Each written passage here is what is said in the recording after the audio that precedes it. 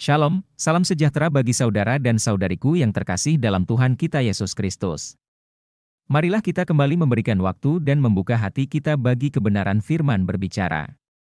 Tema renungan kita pada hari ini adalah tentang berjaga-jaga. Nats firman Tuhan terambil dari Injil Matius pasal 25 ayat 13. Demikian bunyi firman Tuhan, karena itu, berjaga-jagalah, sebab kamu tidak tahu akan hari maupun saatnya. Ayat di atas merupakan bagian dari perumpamaan 5 orang gadis yang bodoh dan 5 orang gadis yang bijaksana. Perbedaan antara 5 gadis bodoh dan 5 gadis bijaksana adalah terletak pada cadangan minyak yang ada pada mereka. Gadis bodoh tidak memiliki cadangan minyak, tetapi gadis bijaksana mempersiapkan cadangan minyak, sehingga lampu tetap menyala, karena mereka tidak tahu kapan mempelai pria akan datang. Perbedaan mereka sangat menonjol, yaitu persediaan minyak.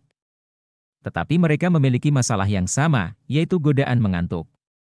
5 orang gadis yang bodoh mengantuk dan tidur dalam keadaan tidak terjaga pelitanya, tetapi tidak demikian dengan 5 gadis yang bijaksana. Memang mereka juga mengantuk dan tertidur, namun dalam keadaan terjaga, sehingga mereka mempersiapkan minyak cadangan. Agar apapun yang akan terjadi secara tiba-tiba, mereka dalam keadaan yang siap. Pelita bisa berbicara tentang kehidupan rohani kita yang selalu menyala-nyala dalam melayani dan sambil menantikan Tuhan. Dan minyak dapat juga berbicara tentang kehidupan doa dan firman Tuhan yang setiap hari mengisi kehidupan rohani kita. Sehingga pelayanan yang kita lakukan kepada Tuhan dan sesama adalah bukan pelayanan yang tanpa persiapan. Tetapi pelayanan yang benar-benar dipersiapkan dengan membina dan membangun kehidupan doa dan renungkan firman secara pribadi, serta komitmen melakukan firman Tuhan setiap saat. Berjaga-jaga artinya waspada, tidak lengah dan selalu siap. Orang yang berjaga-jaga akan tahu situasi dan kondisi yang terjadi.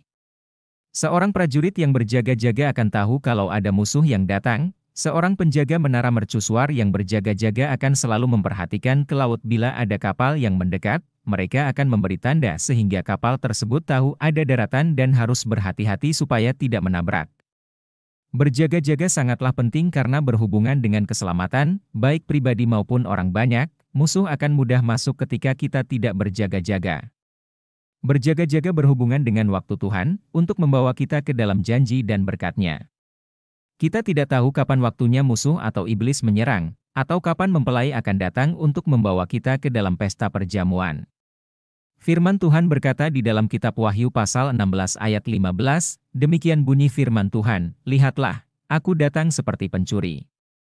Berbahagilah dia yang berjaga-jaga dan yang memperhatikan pakaiannya, supaya ia jangan berjalan dengan telanjang dan jangan kelihatan kemaluannya. Tetapi kalau kita berjaga-jaga, maka kita akan tahu semuanya. Baik waktu musuh menyerang atau si mempelai atau Tuhan yang datang untuk membawa kita masuk ke dalam janji-janjinya. Orang yang berjaga-jaga adalah orang yang senantiasa fokus kepada Tuhan, orang yang senantiasa membangun hubungan dengan Tuhan. Orang yang senantiasa dekat dengan Tuhan, dan senantiasa dalam hadirat Tuhan. Ketika kita berjaga-jaga, Tuhan akan memberitahukan hal-hal yang tidak kita ketahui dan pahami.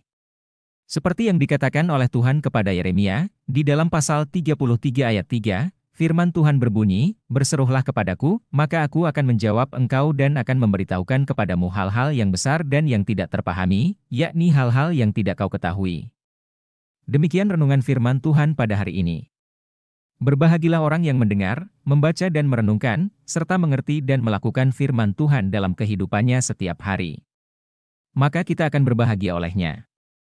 Tuhan Yesus memberkati. Amin.